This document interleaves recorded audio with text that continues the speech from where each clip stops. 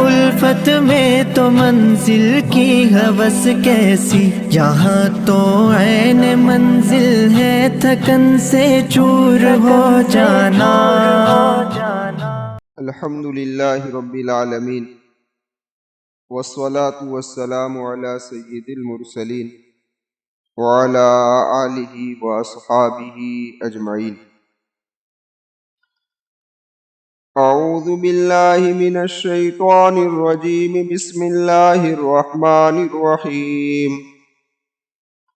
فألہمہا فجورہا وتقواہا قد افلح من زکاہا وقد خاب من دساہا كذبت ثمود بطغواها إذ انبعث أشقاها فقال لهم رسول الله ناقة الله وسقياها فكذبوه فعقروها فدمدم عليهم ربهم بذنبهم فسواها ولا يخاف عقباها۔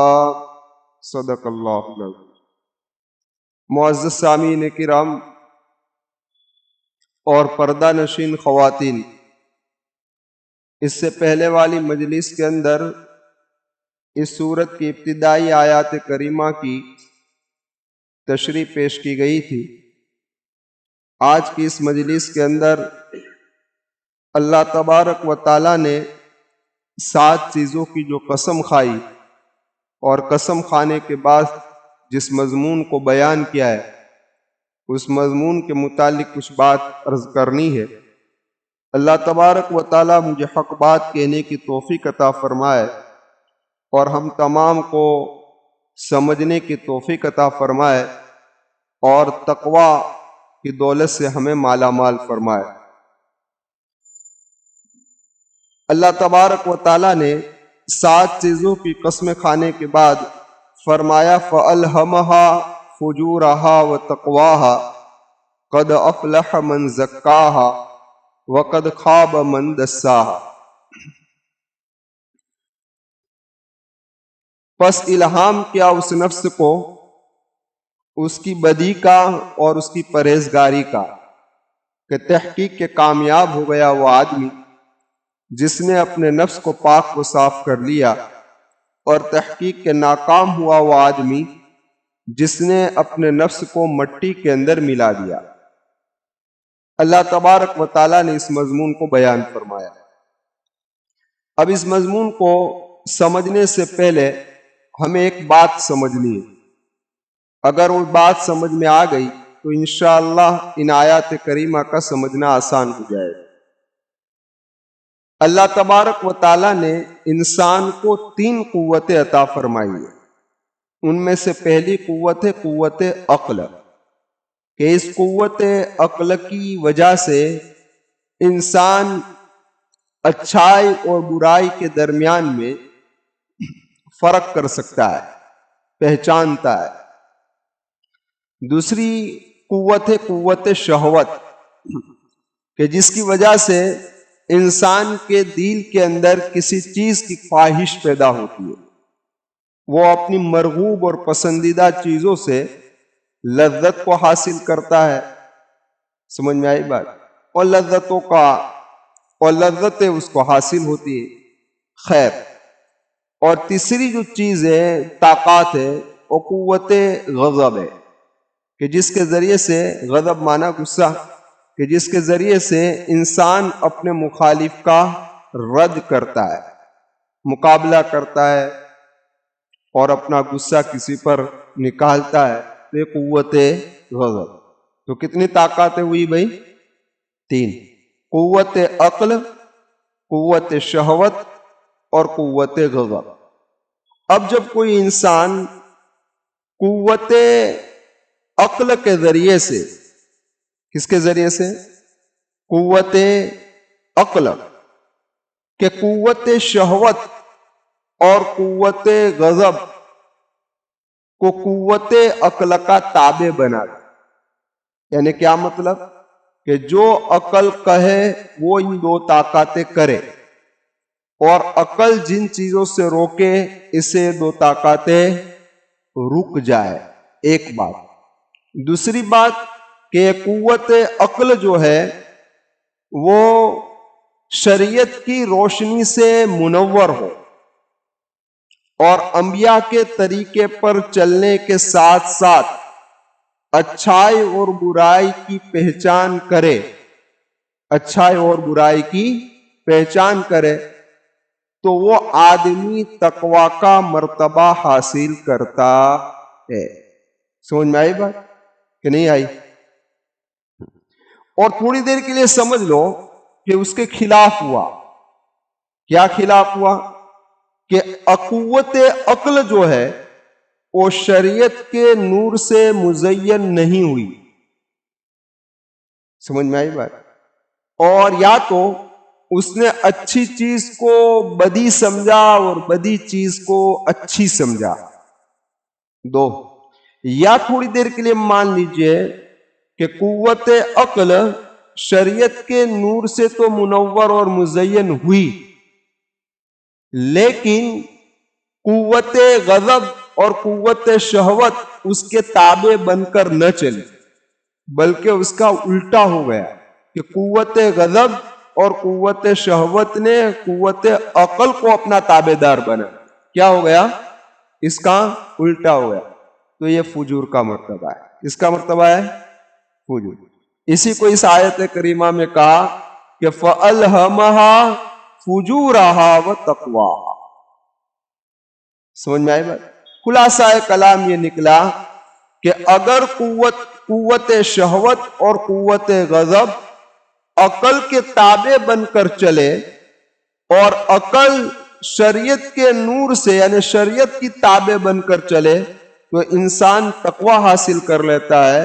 اور جب قوت شہوت اور قوت غضب قوت عقل پر تابع ہو جائے یعنی قوت عقل کو اپنا تابع بنا دے تو اس کو کیا؟ تو فجور کے مرتبہ میں یہ پہنچ جاتا ہے. اب ذرا دیکھیں جس آدمی نے اپنی ان دو قوتوں کو قوت شہوت اور قوت غضب کو عقل کا تابع کر لیا اس نے اپنے نفس کو پاک و صاف کر دیا. قد افلح من تزکا. تحقیق کہ وہ آدمی کامیاب ہو گیا جس نے اپنے نفس کا کیا کر لیا؟ تزکیہ کر لیا. اور جب آدمی یہ صورت اختیار کر لیتا ہے تو یہ آدمی فرشتوں کے مرتبے سے بھی بڑھ جاتا ہے. کیوں فرشتوں سے بھی آگے نکل گیا؟ اس بنا پر نکل گیا کہ جس طریقے سے اس کے پاس آدمی کے پاس قوت عقل ہے اسی طریقے سے قوت عقل فرشتوں کے پاس بھی. لیکن فرشتوں کے پاس اندر قوت شہوت اور قوت غضب نہیں ہے، اس لیے ان کو مجاہدہ کرنا پڑتا نہیں ہے کہ دو قوتیں انہی میں نہیں ہے. سمجھ میں آئی بات؟ اور انسان کے ساتھ یہ دو قوتیں بھی لگی ہوئی ہے اس لیے اس کو اپنے قوت عقل کو ان پر غالب کرنے کے لیے مجاہدہ کرنا پڑتا ہے، کوشش کرنی پڑتی ہے، محنت کرنی پڑتی ہے. اس لیے جب بندہ اس معیار پر پہنچ جاتا ہے تو فرشتوں سے آگے نکل جاتا ہے. دوسری بات یہ سمجھ لیجئے کہ قرآن کریم کی 20 آیات کریمہ ایسی ہے کہ جس میں بعض اعمال خیر کا تذکرہ ہے اور اس کے بعد اللہ تبارک و تعالیٰ نے فرمایا کہ یہ آدمی کامیاب ہو گئے. یہ 20 اعمال جس نے کر لیے 20 آیات میں جو اعمال ہے اس کو کر لیے تو وہ آدمی کیا ہو گیا؟ کامیاب. اور یہاں اللہ تبارک و تعالیٰ نے کامیابی کو تزکیہ کے ساتھ جوڑ دیا ہے. پتہ یہ چلا کہ جو آدمی ان 20 آیات میں اعمال خیر کا تذکرہ ہے اس پر عمل کرنے والا بن جائے گا تو اس کو تزکیہ حاصل ہو جائے گا. اب دیکھیے یہ سورہ روم میں ہے، سورہ توبہ میں ہے، سورہ بقرہ میں ہے، سورہ مومنون میں ہے. سورہ بقرہ میں ہدی للمتقین سے لے لو یہاں تک کہ آخر میں آیا اولئک هم المفلحون. ان سارے صفات کو بیان کرنے کے بعد اللہ نے فرمایا کہ یہی لوگ کامیاب. اور اس کے بعد سورہ مومنون کو اٹھاؤ اللہ تبارک و تعالیٰ نے ابتدائی میں فرمایا قد افلح المؤمنون، تحقیق کہ وہ ایمان والے کامیاب ہو گئے، اور اس کے بعد کچھ صفات بیان ترتیب وار، اور آخر میں فرمایا اولئک هم الخالدون، یہی لوگ ہمیشہ ہمیشہ کی جنت میں رہنے والے۔ تو الغرض جن اعمال خیر کا تذکرہ ان آیتوں میں کیا گیا ہے، ان اعمال خیر پر جب بندہ عمل کرنے والا بن جاتا ہے تو اس کو تزکیہ حاصل ہو جاتا ہے۔ اسی لیے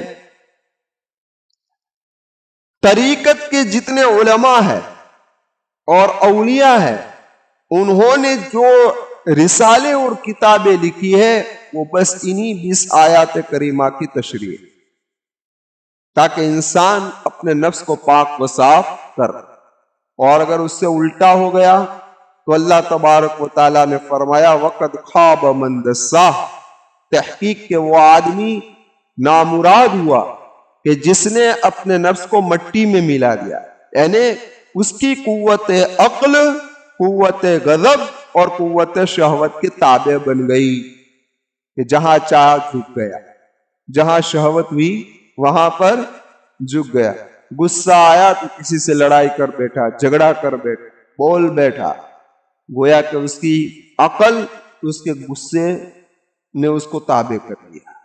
سمجھ میں آئی بات؟ اگر ایسا ہو جاتا ہے تو انسان جانور سے بدتر ہو جاتا ہے۔ اب کیوں بدتر ہو گیا؟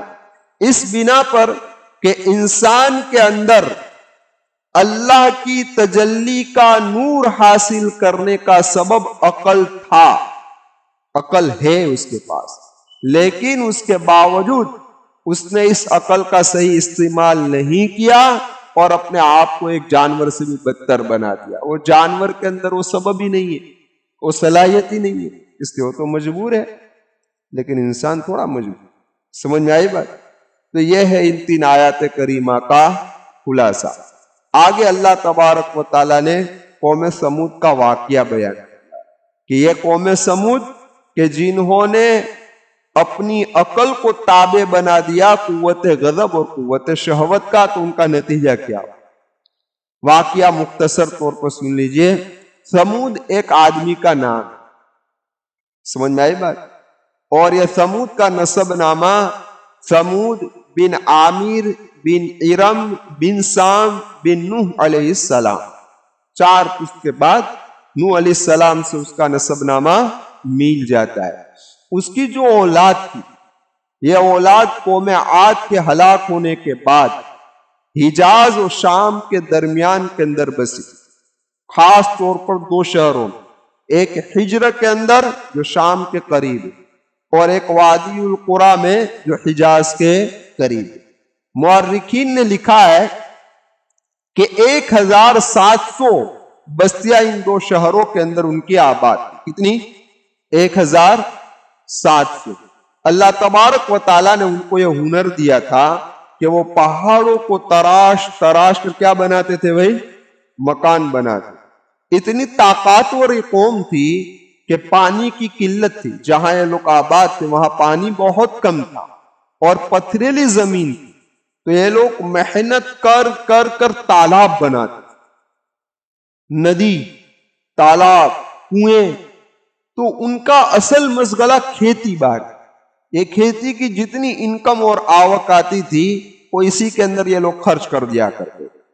اب بات صاف ہے کہ جب کوئی آدمی کسی ہنر کو کرتا ہے تو اس کے بعد جب اس میں پریکٹس زیادہ ہو جاتی ہے تو اس کا ماہر بن جایا کرتا ہے۔ اب یہ لوگ یہ نقشی کے اندر ماہر ہو گئے، تو وہ پتھروں کو تراش تراش کر اچھے منقش چیزیں بنایا کرتے، پھر انہوں نے آہستہ آہستہ تراش تراش کرتے کرتے ہوئے پتھروں کی مورتیاں بنانی شروع۔ کیا کی؟ پتھروں کی مورتیاں، اور پھر اس کی پوجا ان لوگوں نے شروع۔ تو جب قوم کا یہ حال ہوتا ہے تو اللہ تبارک و تعالیٰ ان کے اصلاح کے لیے نبی کو مبعوث فرماتے ہیں۔ تو پھر انہی میں سے اللہ تبارک و تعالیٰ نے حضرت صالح بن عبید رضی اللہ علیہ السلام کو مبعوث فرمایا۔ اور ہر نبی حسین و جمیل ہوتا ہے، کوئی نبی آج تک نعوذ باللہ بدصورت نہیں آیا۔ ہر نبی کو اللہ تبارک و تعالی حسن و جمال عطا فرماتا ہے اور ہر نبی کا حسب و نسب بہتر سے بہتر ہوتا ہے۔ تو حضرت صالح علیہ السلام کا نسب نامہ بھی بہتر تھا، آپ حسن و جمال کے پیکر تھے۔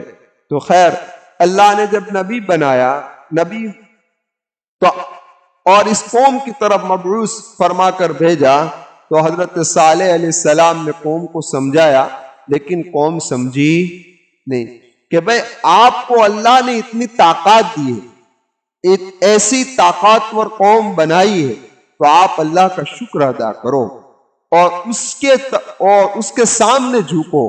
لیکن قوم نے انکار کر دیا، یہاں تک کہ قوم نے یہ کہا کہ صالح علیہ السلام ہم سال میں ایک مرتبہ اپنے بتوں کو لے کر شہر کے باہر جاتے ہیں اور ان کو اچھے زیورات پہناتے ہیں، پھر ہم پورے سال کی مراد اس سے مانگتے ہیں، وہ ہماری مرادیں پوری کرتا ہے۔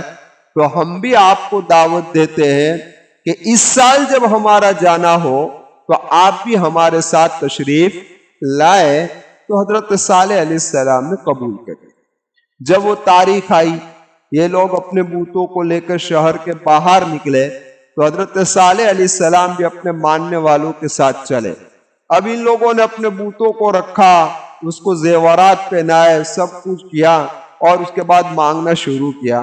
تو حضرت صالح علیہ السلام نے انہیں کہا کہ بھئی یہ مانگنا تو روزمرہ کا ہے، کوئی عجیب و غریب چیز مانگو تو ہم مانے کہ تمہارے بتوں نے تمہیں کیا دیا۔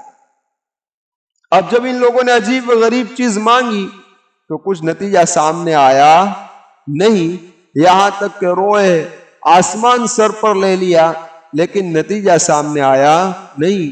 تو حضرت صالح علیہ السلام نے فرمایا کہ دیکھو میں میرے پروردگار سے مانگتا ہوں، میں میرے رب سے مانگتا ہوں، تم کہو وہ میں مانگوں، میرا رب کیسا دیتا ہے تم دیکھ لو۔ تو اب یہ تو بڑی عزت کا مسئلہ تھا نا۔ تو اس وقت قوم نے سوچا، تو ایک سردار تھا جس کا نام تھا جندہ بن عمرو۔ اس جندہ بن عمرو نے یہ کہا کہ ہم اس سے ایسی چیز کا مطالبہ کریں اور مانگے کہ جس کا پورا کرنا اس کے لیے مشکل اور محال ہے۔ تو لوگوں نے کہا کہ آپ سردار ہیں، آپ ہی بڑے عقل مند ہیں، تو آپ ہی فیصلہ کیجئے اور ایسی چیز کا مطالبہ کرے تاکہ ہمیں شرمندگی اٹھانی نہ پڑے۔ تو جندہ بن عمرو نے کہا کہ صالح یہ میدان کے سامنے پہاڑ ہے، اس پہاڑ میں سے آپ زندہ اونٹنی کو نکالیں۔ اب یہ بھی تو بہت مشکل مسئلہ ہے نا، لیکن ساتھ نے کیا کہا کہ ایسی اونٹنی ہونی چاہیے کہ جس کی پیشانی کالی ہو اور پورا بدن سفید ہو اور بال لمبے ہو اور نرم ہو، اور جب یہ باہر نکلے تو 10 مہینے کی حاملہ ہو، اور پھر وہ ہمارے سامنے بچہ دے، اور یہ بچہ بھی فٹنس کے اندر اس کی ماں کی طرح بڑا ہو، بچہ بھی اتنا بڑا ہو، یہ بھی ایک ٹیلے کی طرح اتنے ان کے معمولی سا بچہ نہیں۔ تو حضرت صالح علیہ السلام نے فرمایا کہ اگر ایسا ہو گیا تو تم ایمان لے آؤ۔ تو قوم نے کہا کہ جی ہم ایمان لے آئیں گے۔ تو حضرت صالح علیہ السلام پہاڑ کے قریب گئے اپنے ماننے والوں کو لے کر، اور وہاں جا کر 2 رکعت نماز پڑھی۔ پتہ چلا مسائل کا حل اللہ نے کس میں رکھا ہے؟ نماز میں رکھا ہے، کہ جب بندہ نماز پڑھتا ہے اور اللہ سے مانگتا ہے تو اللہ مسائل کو حل کر دیتا ہے۔ پھر حضرت صالح علیہ السلام نے دعا کی، اس دعا پر آمین کہا گیا، ماننے والوں نے آمین کہا۔ خیر کچھ وقت ہوا، یہ لوگ بھی وہاں پر جمع تھے، تو پہاڑ کے اندر سے آواز آئی، جیسے کوئی گابن اونٹنی بچہ دیتے وقت آواز کرتی ہے، ایسی آواز پہاڑ میں سے آئی اور پہاڑ پھٹا، اور جیسا ان لوگوں نے مانگی تھی اونٹنی، ایسی اونٹنی ظاہر ہوئی۔ ایسی اونٹنی کیا ہو گئی؟ ظاہر۔ تو جیسی ظاہر ہوئی یہ اونٹنی آئی تو جندہ بن عمرو تو فوراً ایمان لے آیا، اور اس کے ساتھ 6000 آدمی بھی ایمان لے آئے، لیکن اس قوم کے دوسرے سردار ایمان نہیں لائے۔ انہوں نے کہا کہ یہ تو جادو ہے. کیا کہا؟ یہ تو جادو ہے. تو حضرت صالح علیہ السلام نے فرمایا دیکھو تم نے عہد کیا تھا، وعدہ کیا تھا، لیکن تم اپنے وعدے پر کھڑے رہے نہیں. اب اللہ کے عذاب سے بچنے کی ایک ہی صورت ہے کہ یہ جو اونٹنی ہے اور اس کا بچہ ہے اس کو تم تکلیف نہ دینا. اگر اس کو ستاؤ گے تو پھر اللہ کے عذاب کے اندر گرفتار ہو جاؤ. مفسرین نے لکھا ہے کہ اللہ تبارک و تعالیٰ نے اونٹنی کو پہاڑ میں سے کیوں پیدا فرمایا؟ اس بنا پر کہ ایک قوم پہاڑوں کو تراشتی تھی اور مورتیاں بناتی تھی، تو اونٹنی بھی بنا سکتی ہے نا. پہاڑ کو چیر چیر کر پتھر کو اونٹنی کا ڈھانچہ بھی تو بنا سکتی ہے. اللہ تبارک و تعالیٰ نے انہیں سمجھایا اور کہا کہ دیکھو تم اگر مورتی اونٹنی کی تو بنا سکتے ہو، لیکن زندہ اونٹنی پیدا اس میں روح ڈال سکتے. یہ روح کون ڈالے گا؟ اللہ تبارک و تعالیٰ. اس لیے اللہ تبارک و تعالیٰ نے اس پہاڑ میں سے اونٹنی کو نکالا. ساتھ ساتھ میں اشارہ کر دیا کہ اللہ جس کو ہدایت دے تو وہ پتھر دل بھی نرم ہو جاتا ہے. اس لیے اللہ تبارک و تعالیٰ سے ہمیں ہدایت مانگتے رہنا چاہیے. نماز میں تو ہم کہتے ہیں اہدنا الصراط المستقیم، لیکن ہمارا دل دماغ کہاں ہوتا ہے؟ بازار میں، دکانوں میں اور جگہ پر.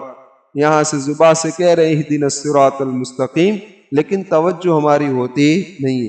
اللہ تبارک و تعالیٰ مجھے اور آپ کو خشوع اور خضوع والی نماز نصیب فرمائے. تو خیر، میں عرض کر رہا تھا کہ اللہ تبارک و تعالیٰ نے یہ معجزہ حضرت صالح علیہ السلام سے ظاہر فرمایا. اب جب اونٹنی باہر آ گئی تو یہ اونٹنی جیسی باہر آ گئی جنگل میں چرنے لگی. اس کی خوبی یہ تھی کہ اس کو دیکھ کر دوسرے جانور بھاگ جاتے، یعنی جنگلی جانور وہ بھی اور گھریلو جانور. اور جس تالاب کے اندر وہ پانی پیتی وہ تالاب خالی، جس کنویں میں پانی پی وہ کنواں خالی، سب پانی پی جاتے. اور جس جنگل میں جہاں پیتے سارا گھاس صاف کر جاتے. تو یہ لوگ پریشان ہوئے کہ بھئی یہ تو بہت مشکل ہے، کیونکہ یہ بھی مویشی والے لوگ تھے. تو انہوں نے حضرت صالح علیہ السلام سے کہا کہ دیکھو بھئی یہ آپ کی جو اونٹنی ہے، پھر عجیب کہ یہ جب گھاس چر کے آتی تھی شہر کے اندر تو لوگ پورا شہر اپنے برتن لے کر پہنچ جاتے تھے اس کو دھونے کے لیے، تو سارے شہر کو اس کا دودھ کافی ہو جاتا، اتنا دودھ دیتی تھی. خیر، لیکن ان لوگوں سے رہا نہیں گیا. تو ان لوگوں نے کہا کہ بھئی صالح آپ کی اونٹنی سارا گھاس بھی چر جاتی ہے، پانی بھی پی جاتی ہے، ہمارے جانور بھوکے اور پیاسے رہتے ہیں، تو کوئی ترتیب بنائی جائے. تو یہ ترتیب بنائی گئی کہ ایک دن تمہارے جانوروں کی باری اور ایک دن میری اونٹنی کی باری. تو انہوں نے کہا ٹھیک ہے. یہ کچھ عرصے تک چلتا رہا، لیکن اس کے بعد انہوں نے سوچا کہ اس کا کوئی حل کرنا پڑے گا. تو ایک آدمی کھڑا ہوا جس کا نام تھا کیدار بن صالح. کیا نام تھا؟ کیدار بن صالح. وہ ایک گھتیرا نامی عورت کے عشق کے اندر پھنس گیا. ہاں، جب آدمی عشق میں پھنستا ہے تو پھر پھسلتا ہی جاتا ہے. تو یہ پھسل گیا عشق کے اندر، اور وہ بالکل بے حیا عورت تھی. ہاں، اور عیاش، اور اس کے ساتھ اس کے 8 آدمی رہتے تھے، وہ اس کے ساتھ عیاشی میں مشغول رہتی تھی. خیر، تو یہ کیدار اس کے عشق کے اندر پھنسا. تو کیدار نے ایک وقت میں اس عورت سے یہ کہا کہ بھئی کب تک ہم اس طریقے سے اپنے آپ کو چلتے رہیں گے؟ اس سے بہتر ہے کہ ہم آپس میں نکاح کر لیں. غتیرہ سے یہ کہا. تو غتیرہ نے یہ کہا کہ ایک شرط کے ساتھ نکاح کر سکتی ہوں، میں بھی تیری، میرا مال بھی تیرا، میرے مویشی بھی تیرے، میرا مکان بھی تیرا. یہ جو اونٹنی ہے نا اس کو تو قتل کر دے، اس کو تو مار دے، تو میں تجھ سے نکاح کر لوں گی. خیر، کیدار اپنے ساتھیوں کے ساتھ اس کے مارنے کے در پر آیا. اور عشق میں انسان سب کچھ کر لیتا ہے، سمجھ میں آئی بات؟ سب کچھ کرنے کے لیے تیار ہو جاتا ہے. اب جب اونٹنی معمول کے مطابق شہر میں آنے کا وقت تھا، یہ لوگ گھات کے اندر بیٹھ گئے، ایک نے تیر مارا جس کی وجہ سے اونٹنی زخمی ہو گئی، لیکن اونٹنی نے کوئی جواب نہیں دیا۔ اس کے بعد دوسرے لوگ تلواروں سے ٹوٹ پڑے، لیکن اونٹنی نے کوئی جواب دیا نہیں، پھر بھی اس کے قریب آنے کی کسی کی ہمت ہوئی نہیں، کیونکہ اونٹنی گری نہیں تھی، ابھی کھڑی ہی تھی۔ تو کیدار بن سالف نے پیچھے سے آ کر اونٹنی کے دونوں کونچوں کو کاٹ دیا۔ کیا کر دیا؟ جس کی بنا پر اونٹنی نیچے گر گئی۔ جیسے اونٹنی گری یہ لوگ تلوار سے ٹوٹ پڑے، یہاں تک کہ اونٹنی کو شہید کر دیا اور اس کے گوشت کو پورے شہر کے اندر تقسیم کر دیا اور پورا شہر خوشی منانے لگا۔ حضرت صالح علیہ السلام کو جب یہ پتا چلا تو آپ نے بہت ہی افسوس کیا اور کہا کہ میری قوم، اب اللہ کے عذاب سے آپ ایک ہی شکل میں بچ سکتے ہو کہ اس کا جو بچہ ہے جو چلا گیا ہے اس کو تم واپس شہر کے اندر لے آؤ۔ کہ جب ماں کا یہ حال دیکھ کر بچہ اس پہاڑ کے قریب جا چکا تھا جس پہاڑ سے اس کی امی نکلی تھی، جس کی امی نکلی تھی، کیونکہ وہ جیسا ہی اونٹنی پہاڑ میں سے باہر آئی تھی، ان کی فرمائش کے مطابق اس نے بچہ بھی دیا تھا انہی کے سامنے، یہ بچہ بھی ساتھ میں ہی تھا۔ اب یہ بچہ کہاں چلا گیا؟ ہاں، پہاڑ کے قریب۔ تو حضرت صالح علیہ السلام نے پھر اپنی قوم سے کہا کہ اب اللہ کے عذاب سے بچنے کی یہی صورت ہے، تم ایک کام کرو، میرے ساتھ چلو، ہم اس بچے کو لے کر آ جاتے ہیں۔ تو خیر، یہ کیدار بن سالف نے انکار کر دیا کہ نہیں۔ اب حضرت صالح علیہ السلام اپنے ماننے والوں کو لے کر وہاں پر پہنچے، اور جب وہاں پہنچے تو اونٹنی کے بچے نے حضرت صالح علیہ السلام کو دیکھا تو 3 مرتبہ چلایا۔ کتنی مرتبہ؟ اور اس کے بعد یہ پہاڑ پھٹا اور بچہ پہاڑ کے اندر چلا گیا۔ تو حضرت صالح علیہ السلام نے اپنی قوم سے کہا کہ تم نے اللہ کے عذاب کو دعوت دے دی ہے، 3 دن کی مہلت ہے، اس کے بعد اللہ کا عذاب تم پر آئے گا، کیونکہ اونٹنی کے بچے نے 3 مرتبہ چلایا، یہ اشارہ ہے کہ تمہیں 3 دن کی مہلت دی جائے۔ پہلے دن صبح میں، یہ بدھ کے دن کا واقعہ تھا، پہلے دن صبح میں تمہارے چہرے زرد ہو جائیں گے یعنی پیلے ہو جائیں گے، دوسرے دن تمہارے چہرے سرخ ہو جائیں گے یعنی لال ہو جائیں گے، اور تیسرے دن تمہارے چہرے سیاہ ہو جائیں گے اور کالے ہو جائیں گے۔ اب جمعرات کی صبح ہوئی تو سب کے چہرے کیا ہو گئے؟ پیلے ہو گئے۔ اب جیسے چہرے پیلے ہوئے تو عبرت حاصل کرتے، توبہ کرتے، حضرت صالح علیہ السلام کے پاس جاتے، لیکن کیدار بن سالف نے اپنے ساتھیوں سے کہا کہ کیوں ہم ایسا نہ کرے کہ 3 دن پورے ہونے سے پہلے پہلے حضرت صالح علیہ السلام کا کام ہی تمام کر دیں۔ تو یہ لوگ تلواروں کو لے کر حضرت صالح علیہ السلام کی مسجد کی طرف تشریف لے گئے۔ تو حضرت صالح مسجد ہی میں تھے، لیکن وہاں جو درخت تھا اس درخت کے اندر سے آواز آئی کہ صالح کیدار اور اس کے ساتھی آپ کو مارنے کے لیے آ رہے ہیں، تم یہاں سے نکل کر گھر پر چلے جاؤ۔ حضرت صالح علیہ السلام مسجد سے نکل گئے اور اپنے گھر پر تشریف لے گئے۔ جب یہ لوگ مسجد میں آئے اور حضرت صالح علیہ السلام کو نہیں پایا تو ان لوگوں نے حضرت صالح علیہ السلام کے گھر گئے تو گھر کا دروازہ بند تھا، گھر کا دروازہ توڑا اور اندر داخل ہونا چاہا تو اللہ تبارک و تعالیٰ نے فرشتوں کو بھیجا۔ اب ان فرشتوں نے ان کو ایسی لپاٹ ماری کہ کوئی دیوال میں ٹکرایا، کوئی کہاں ٹکرایا، فٹ بال کی گیند کی طرح، یہاں تک کہ یہ 8 9 تھے، سب کے سب کیا ہو گئے؟ وہاں پر مر گئے۔ اب یہ کیدار بن سالف کے وارث جو تھے ان کی تلاش کے اندر نکلے تو ان 8 کی لاشوں کو کہاں پایا؟ حضرت صالح علیہ السلام کے مکان کے قریب۔ جب مکان کے قریب ان لاشوں کو پایا تو وہ اپنے سرداروں کے پاس آئے اور کہنے لگے کہ دیکھو، صالح نے ہمارے آدمی کو قتل کر دیا، لہذا اسے قصاص لیا جائے، بدلہ لیا جائے۔ سردار پوری قوم حضرت صالح علیہ السلام کے مکان کی طرف تشریف لے گئی حضرت صالح علیہ السلام سے بدلہ لینے کے لیے۔ حضرت صالح علیہ السلام نے فرمایا، پورا واقعہ سنایا کہ بھئی ہم نے ان کو قتل کیا نہیں، تو جندہ بن عمرو جو 6000 آدمی کے ساتھ ایمان میں داخل ہوا تھا، اسے جب پتا چلا تو حضرت صالح کے دفاع کے اندر وہ وہاں پر پہنچ گیا اپنا لشکر لے کر۔ اب دونوں لشکر آپس میں کیا ہو گئے؟ جمع ہو گئے۔ پھر آپس میں مصالحت ہوئی اس بات پر کہ حضرت صالح علیہ السلام ہماری بستی سے نکل جائے۔ حضرت صالح علیہ السلام نے قبول کر لیا، حضرت صالح علیہ السلام بستی سے نکل گئے۔ اب دوسرا دن آیا تو ان کے چہرے کیا ہو گئے؟ سرخ ہو گئے۔ اب تیسرا دن آیا اور وہ دن تھا کون سا؟ سنیچر کا۔ تو سنیچر کے دن صبح میں ان کے ساروں کے چہرے کیا ہو گئے؟ سیاہ ہو گئے، کالے ہو گئے۔ تو اس سے عبرت حاصل کرتے کہ اللہ کا عذاب آنے والا ہے، لیکن ان لوگوں نے کہا کہ اگر اللہ کا عذاب آیا تو آسمان پر سے پتھر برسیں گے، بہت تو زمین میں زلزلہ ہوگا، ہم پہاڑوں کے اندر چلے جاتے ہیں، ہمارے پہاڑوں کو تراش کر جو ہم نے مکان بنا ہے تو ہم اس میں محفوظ ہو جائیں گے۔